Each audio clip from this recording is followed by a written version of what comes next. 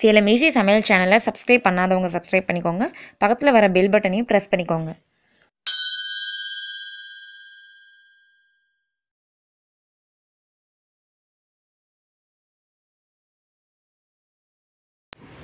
Hi friends, இன்றைக்கி நம்ம பார்க்க போகிறது சிக்கன் கிரேவி. அதற்கு தேவையான பொருட்கள் பாருங்கள். சிக்கன் 1 கிலோ இங்கே ரெடியாக இருக்குது. வறுத்து அரைக்கக்கூடிய பொருட்கள் என்னென்னு சொல்கிறேன். கொத்தமல்லி நம்மளுக்கு தேவைக்கேற்ப எடுத்துகிட்டு நம்ம வறுத்து அரைக்கணும். கொத்தமல்லி, சீரகம், மிளகு, அதே மாதிரி பட்டை, லவங்கம், சோம்பு, வரமிளகாய், இஞ்சி, பூண்டு இதெல்லாமே வறுத்து அரைச்சிக்கணும். இதில் வெறும் வானலில் நம்ம வறுத்து அரைக்கணும்.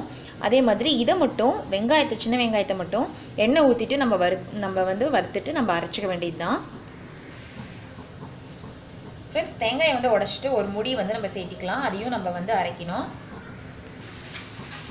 ஃப்ரெண்ட்ஸ் பாருங்கள், நான் சொன்ன மாதிரி வறுத்து அரைக்க வேண்டிய பொருட்கள் எல்லாமே அரைச்சாச்சு. இந்த மாதிரி நெய்ஸம் விழுத நம்ம அரைச்சி ரெடியாக எடுத்து வச்சிட்டோம். இப்போ நம்ம எப்படி கிரேவி செய்கிறதுங்கிறத பார்க்கலாம். ஃப்ரெண்ட்ஸ், நம்ம கிரேவி செய்கிறதுக்கு தாளிக்கிறதுக்கு கடுகு தேவை, மஞ்சத்தூள், எண்ணெய், கல்லுப்பு தேவை. எப்படி செய்கிறதுங்கிறத பார்க்கலாம். ஸ்டவ் ஆன் பண்ணிவிட்டு ஒரு பாத்திரத்தை வச்சுக்கோங்க. தேவைக்கேற்ப நம்ம எண்ணெய் ஊற்றிக்கலாம்.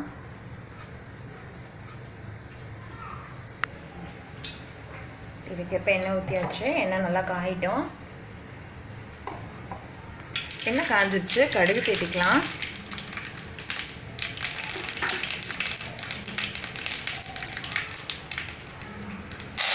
கடுகு நல்லா பொரிஞ்சு வந்தோடனே கருவேப்பிலை சேர்த்துக்கலாம்.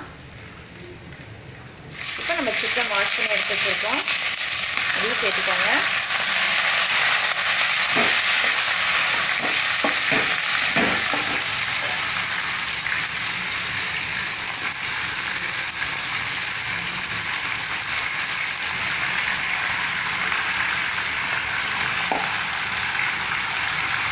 சிறிதளவு மஞ்சள்தூள் சேர்த்துக்கோங்க.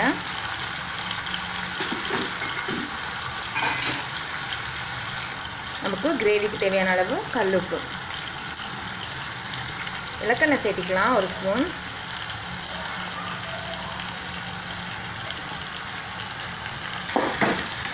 இந்த விளக்கெண்ணெய் நம்ம கறியோட ஸ்மெல் வராமல் இருக்கிறது போக இந்த விளக்கெண்ணெய் சேர்த்துறது. இப்போ நல்லா கலந்து விட்டுக்கோங்க.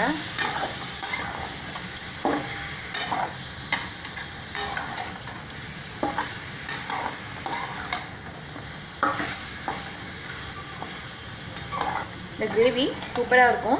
சப்பாத்திக்கெலாம் சாப்பிடும்போது ரொம்ப நல்லாயிருக்கும். பிரியாணி செஞ்சுட்டு இந்த கிரேவி சைட் டிஷ்ஷாக சாப்பிட்டிங்கன்னா சூப்பராக இருக்கும். ஃப்ரெண்ட்ஸ், நம்ம சேனல் நீங்கள் இன்னும் சப்ஸ்கிரைப் பண்ணலன்னா இந்த வீடியோக்குள்ள ரெட் கலர் பட்டன் சப்ஸ்கிரைப்னு இருக்கும், சப்ஸ்கிரைப் பண்ணிக்கோங்க. பெல் பட்டனையும் ப்ரெஸ் பண்ணிக்கோங்க. நல்லா வணங்கியாச்சு. இப்போ நம்ம அரைச்சி வச்சுருக்க விழுதை சேர்த்திக்கலாம்.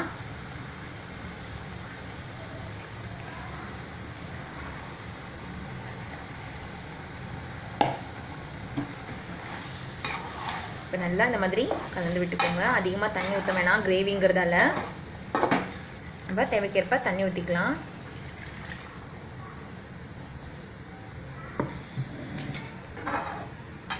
ஃப்ரெண்ட்ஸ் பாருங்கள், இந்தளவுக்கு தண்ணி ஊற்றியாச்சு. இப்போ நல்லா வேகட்டும், கறி வெந்துடட்டும். அதுக்கப்புறம் எந்த அளவுக்கு நம்ம ஸ்டேஜில் நம்ம இறக்கணுங்கிறத நம்ம பார்க்கலாம்.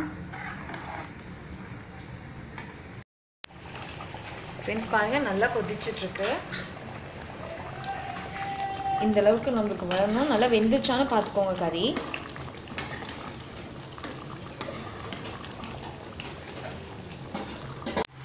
ஃப்ரெண்ட்ஸ் பாருங்கள், எந்த அளவுக்கு சுண்டி இருக்குன்ட்டு. இந்த மாதிரி நம்மளுக்கு கிரேவி பதம் வந்ததோடனே நம்ம இறக்கிட வேண்டியதுதான். கறியும் நல்லா வெந்துருச்சு. இது ரொம்ப ருசியாகவும் இருக்கும். நான் சொன்ன மாதிரி சப்பாத்தியில் சாப்பிட்டா உங்களுக்கு ரொம்பவும் நல்லாயிருக்கும். பிரியாணிக்கும் செஞ்சு சாப்பிட்லாம். குஸ்காலாம் ரெடி பண்ணிக்கிட்டிங்கன்னா அதுக்கு காம்பினேஷன் செம்மையாக இருக்கும். இது ட்ரை பண்ணி பார்த்துட்டு எப்படி இருக்குன்னு கமெண்ட்டில் சொல்லுங்கள். இந்த வீடியோ பிடிச்சிருந்தா லைக் பண்ணுங்கள், கமெண்ட் பண்ணுங்கள், ஷேர் பண்ணுங்கள். தேங்க்யூ.